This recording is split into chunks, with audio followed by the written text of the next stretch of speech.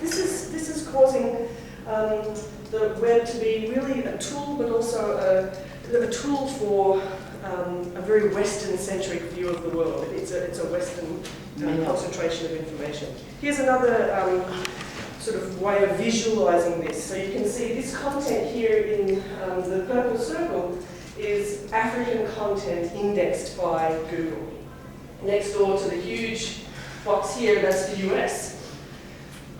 Another visualization. This is participation in Twitter. So it's interesting that there's such a large amount of Brazilians participating in Twitter. And here's a little old Australia. Europe has quite a large participation. But it's also mostly a rich world phenomenon. The reality of what's coming online on Twitter is very much normal. So here we, again, recognizing that technology isn't neutral, this internet isn't neutral, it's very swayed, and we sometimes get a bit too enamored of the technology, a bit too excited about what it could be, and we don't ask questions about who owns it, in whose hands it is. There's also this concept of the filter bubble. You start to be inside an internet community that can become very self-referring, which is good in a way. You get to seek out the news and the context that you want, but you're not getting a well-rounded view. And that means that right-wing, weird, racist people can very much have their worldview whipped up into a frenzy of thinking that it's the absolute truth, as can us lefties in a way. You can get caught in a bit of a bubble, and quite a lot of sites, like Facebook, for example, they sort for you. If you have hundreds of Facebook friends, you see relevant updates for only a few of them. So the internet is, and Google as well, it's not sort of a fresh search every time you do a Google search. Google is sorting for you content that it thinks that you in particular like based on your last searches. So two different people on two different computers can have very different results from asking the same question of Google. This is this thing called a filter bubble. So in this hyper-relevant news feed, the images of cats are outweighing some very, very important, vital news that we need to be getting. But this is the sort of potential for trivialization. So this person, Chelsea Manning, changed a lot of our understanding of the internet, its potential, both to expose truths, also for its potential to become something that we can persecute via and because of, but also it changed, she changed whistleblowing. It was very interesting to meet Dan Ellsberg the other day, and he talked a lot about how long it took him to prepare the Pentagon Papers. 1 year of taking papers out of his office, photocopying, cutting off top secret, re-photocopying. It took 1 year. How long did it take Bradley and our Chelsea? Like just a matter of minutes to download an enormous amount more. So scale and quantity of the kinds of information that's out there is very much changed. So WikiLeaks confirmed the powerful potential democratizing kind of thing that the internet can be by exposing truths, by enhancing transparency, by also explaining to us so much of what's going on in our world, the hyper-militarization of the US empire, the modus operandi of the US empire. We learned a lot about war and peace from this person. We also learned about how much of an example this administration was prepared to make. 35 years in jail for trying to start a conversation about war, for using and exposing the truth about war crimes. So changing the debate is one thing. The military has punished him. They would like to do a similar thing to Snowden. Snowden confirmed what many of us suspected was going on.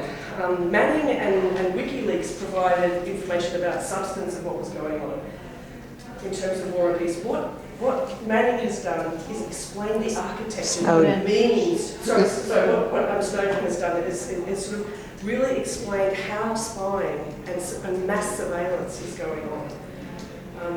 When Snowden sat down with Glenn Greenwald and Laura Poitras for the first time, he said, you're going to see a crazy expose of mass surveillance. That's one thing. But actually, if you really drill down, what you see is the way that the US empire is trying to control everything. This is about economic espionage, and it's about controlling negotiations, the United Nations, politics in almost every respect. But he revealed this mass surveillance. Here is what the world owes Snowden. So these blue ticks are what pretty much we knew, partly because of WikiLeaks. You know, that we saw that the UN was being spied on from WikiLeaks and that the EU and WikiLeaks was. But here we have so much more detail than the Snowden revelations. Only, you know, we've only got about 10% of them out so far. So there's a lot more to come.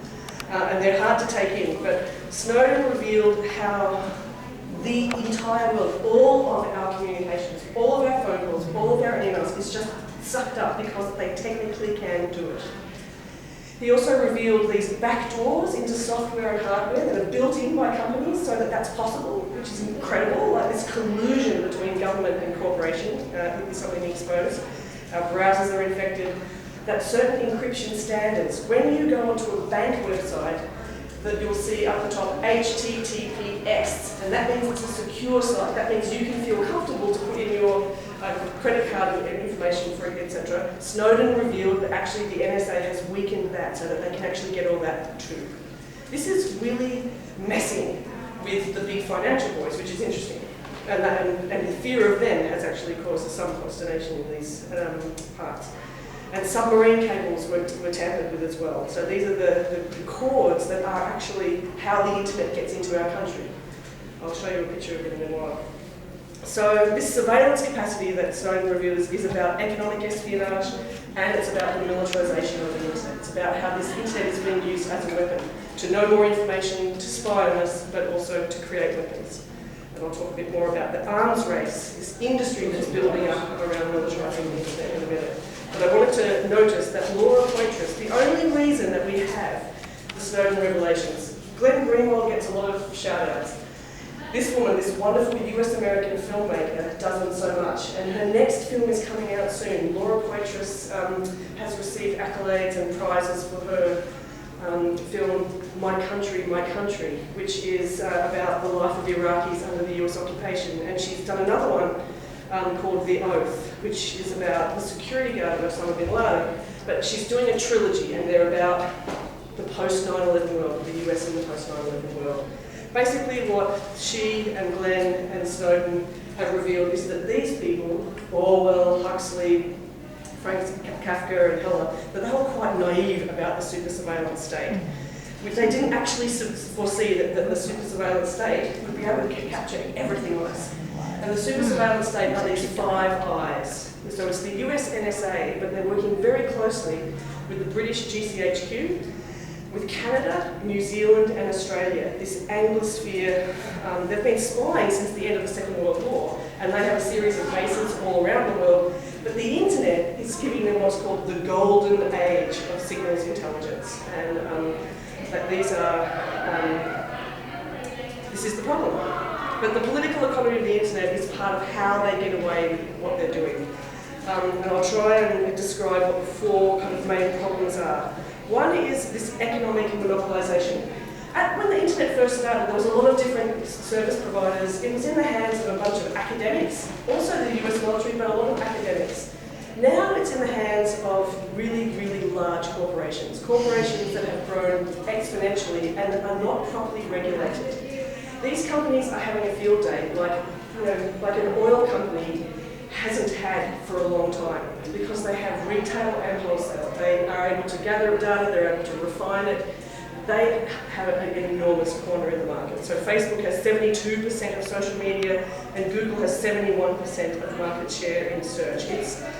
Google owns search, Facebook owns social networking, and they're hoovering up this data and creating these enormous amounts of data so that they can hand it over to the